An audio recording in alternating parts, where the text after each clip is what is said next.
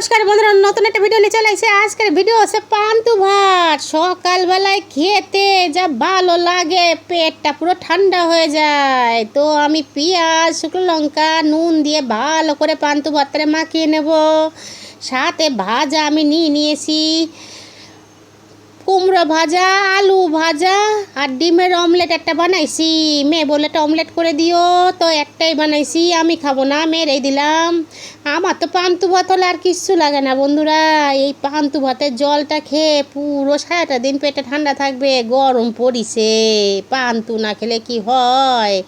তো খেয়ে নিল, মেয়েই দেখাচ্ছে খেয়ে, আমি পরে খাচ্ছি।